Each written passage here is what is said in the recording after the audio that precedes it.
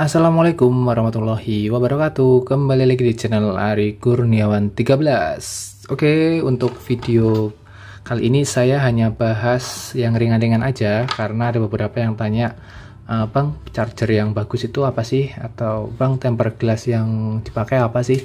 Tapi kali ini saya mungkin kalau untuk tempered glassnya khusus untuk Xperia XZ1 ya, karena saya sekarang pakai Sony Xperia XZ1. Dan informasi buat teman-teman juga, saya tetap masih bahas tentang Asus Zenfone Max Pro M1, jadi nggak usah khawatir ya. Tapi kalau yang mau unsubscribe ya silahkan, saya tidak memaksa siapapun ya. Nah, di sini ada beberapa barang yang sudah saya beli.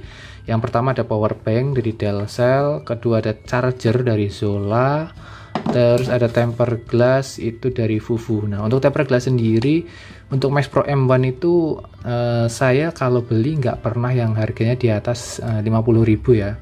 Kalau tempered glass saya selalu beri yang murah-murah aja. Yang ini 15 ribuan, 15 sampai 20 ribuan. Saya beli dua. Ini plus ongkir totalnya itu sekitar 45 ribuan ya, karena saya belinya dua.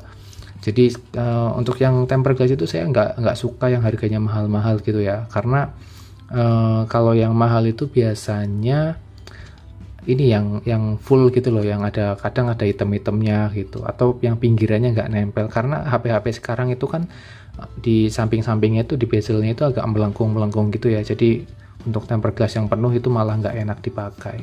Oke, yang pertama saya bahas untuk charger nih. Charger jadi Zola ini termasuk merek yang cukup terpercaya ya, mirip-mirip AUKE dan lain-lain itulah ya. Dan ini saya pilih yang Thunder 2 Lite ini karena ada ininya sih, ada potongan harga gitu, ada diskon kemarin. Ini untuk 2.1 ampere fast charging, jadi ini cuma 10 watt. Sementara Xperia XZ1 itu mendukung quick charge 3.0 di 18 watt. Tetapi saya pakai ini ngecasnya itu cepat banget. Dapat ampernya itu di sekitar 1400 sampai 1700.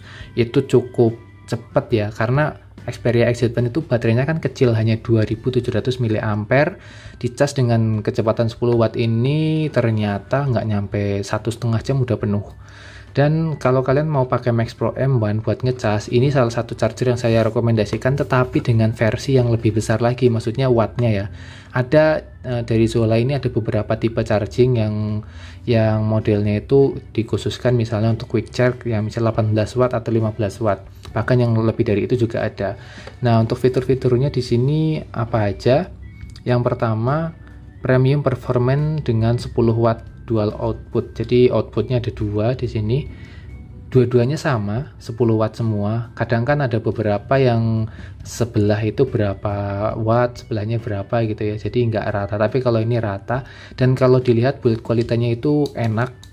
Maksudnya nggak kayak murahan gitu ya. Ini harganya sekitar 140 ribuan.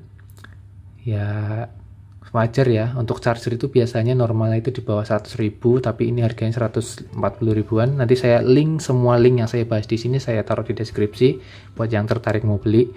Dan saya udah nyoba, emang cepat. Jadi bukan ini ya, bukan saya yang asal ngomong, tapi emang saya sudah coba. Saya selalu mereview barang yang sudah saya coba, jadi saya tahu apa yang harus saya sampaikan. Lalu berikutnya ultra small size, jadi ukurannya kecil, memang kecil di sini, tetapi bobotnya ini kokoh ya, bukan kecil yang kopong atau enteng gitu, enggak, tapi ini kokoh. Lalu untuk ininya ada safety, jadi ini aman dengan suhu yang panas ya, jadi dia tahan dengan suhu yang panas ya, heat resistant. Lalu berikutnya ada superior multi protection for global travel. Jadi ada beberapa proteksi atau teknologi ditanamkan di sini supaya lebih aman dipakainya. Oke, ini menurut saya cukup ini ya, untuk teman-teman yang nyari charger merek Zola ini cukup recommended. Di sini powernya 10 watt, outputnya 5 volt 2.1 ampere maksimal. Saya pilih yang warna hitam. Oke, untuk fiturnya gitu aja. Mungkin ini salah satu menjadi bahan referensi buat teman-teman yang nyari charger. Berikutnya ada power bank dari Delcel. Ini saya beli karena ada diskonan aja. Ini saya buka. Berat ya. Untuk kapasitasnya ini 10.500 mAh. Linknya saya taruh di deskripsi. harganya tidak nyampe 200.000, termasuknya ini harga standar ya, bukan yang murah-murah banget sih, tapi menurut saya masih terjangkau. Ini real capacity. Untuk fiturnya di sini secara terlihat interface gitu ya, itu ada indikatornya, indikator buat nunjukin ada berapa persen. Ntar kok nggak nyala. Jadi kalau misalnya kalian ngecas ininya bisa kelihatan ada berapa persen power yang ada di powerbank ini. Oh, kayaknya sih harus dicolokin ya. Oke, kita coba dulu deh buat ngecas. Ini saya langsung cas ke HP. Oh iya, langsung nyala nih. Harus dicolokin baru mau nyala. 99 out. Nah, ini tadi saya ngecas, nggak tahu kenapa nggak mau 100%, tetapi kayaknya memang itu ada semacam proteksi supaya nggak sampai penuh banget gitu ya. Dia melambat ketika ngecas powerbank ini. 99% inilah ya out, anggap aja ini persenan. Oke, berarti ini bekerja dengan baik. Langsung saya cabut aja. Outnya langsung hilang ya, tulisan outnya. Oke, fiturnya apa aja? Yang ini jelas sudah mendukung Quick Charge 3.0 Qualcomm. Nih kita lihat dulu. Ini totalnya 38,85 watt.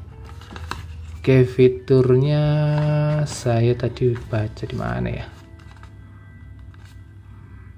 Yang pertama safe, ini dijamin aman. Terus nih untuk micro. Jadi kan di sini ada micro input dan juga type C input. Jadi kalian bisa ngecas dengan USB type C maupun micro B ya. Jadi bisa dicas dimanapun kecuali kalian pakai HP-nya iPhone ya. Ini kalian harus punya charger USB tambahan ininya, kabel USB tambahan type C atau micro B.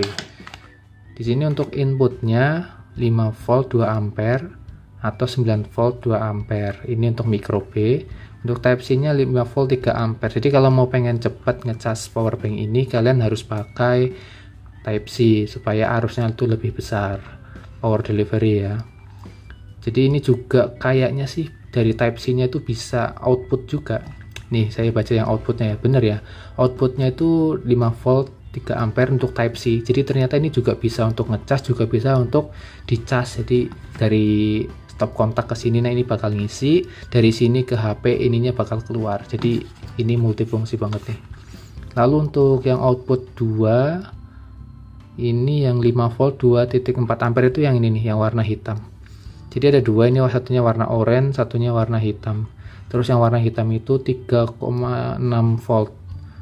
Ini bener-bener quick charge 3.0, bakal cepet banget sih. Tapi kayaknya saya nggak bakal pakai yang ini kalau cuma buat ngecas Xperia XZ1, karena kayaknya kecepatan, nanti takutnya overload gitulah, dayanya terlalu besar. Untuk bobotnya ini lumayan berat karena kapasitasnya real dan ini nggak gede-gede banget sih sebenarnya bentuknya. Masuk kantong apa ini masih bisa, cuman agak tebel aja ya, agak gendut gitu ya. Oke, ini recommended sih kalau misalnya kalian mau beli. Garansinya 2 tahun. Di tulisannya sih tukar unit misalnya ada salah dalam hal produksinya ini ya, misalnya salah dari pabrikannya atau apa, bukan dari kesalahan kita. Ini bisa tukar unit. Oke, garansi 2 tahun. Untuk berikutnya tempered glass. Oke, nah ini banyak yang nanya juga untuk Max Pro M1 juga nih, saya kasih tahu.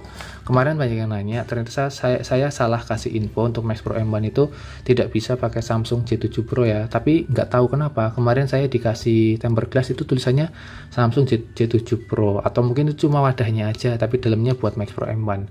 Jadi yang pertama itu saya beli untuk Max Pro M1 itu saya beli di counter, saya nggak beli di market online. Di counter dekat kos saya itu ada yang jual tempered glass buat Max Pro M1, dan saya beli 2 waktu itu karena tinggal sisa 3 waktu saya beli 2, dan masih sisa 1 sih waktu itu. Dan itu tempered glass yang harganya berapa? 10 ribuan, dan ini harganya 15 ribuan. Jadi nanti bentuknya biasa aja sih, nggak yang aneh-aneh aja. Nih bentuknya kayak gini, maksudnya bukan yang bentuknya aneh atau apa, ada hitam-hitamnya, itu saya nggak suka. Oke ya, jadi nanti linknya saya taruh di deskripsi. Kalau kalian beli untuk Max Pro M1 itu nggak usah beli yang full, belinya yang kecil aja. Kalau yang full itu malah pinggirannya nggak nempel. Ada juga ya teman saya pakai yang Redmi Note 5, itu pinggirannya benar-benar nggak bisa nempel karena lengkungan Max Pro M1 itu kan pinggirannya cukup ini ya, cukup melengkung ya 2,5D lah. Kalau ini ya biasalah kayak tempered glass di counter-counter kecil. Jadi harganya murah, fungsinya tetap enak dipakai, lumayan recommended. Dan ini kabel data yang cukup ini mahal ya harganya untuk seukuran kabel data ya. Jadi saya 2 kali pakai kabel data Vivan. Saya nggak tunjukin tempatnya, tapi nggak apa saya tunjukin karena bentuknya agak aneh. Ini dia bentuknya. Ini saya agak malu sih menunjukkan ini. Ini wadah kabel data ya Vivan.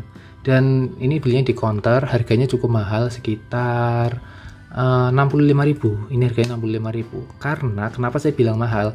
Banyak kabel data lainnya yang harganya cuma 15 sampai 20.000. Tapi saya beli ini karena saya sudah pernah beli sebelumnya dan cukup bagus, kokoh, dan ini build quality-nya bagus menurut saya. Buat transfer data cepat, buat ngecas juga cepat, nggak kayak saya sudah pernah coba beberapa kabel data yang ecek-ecek, itu memang ngawur banget, jadi performanya nggak bagus banget.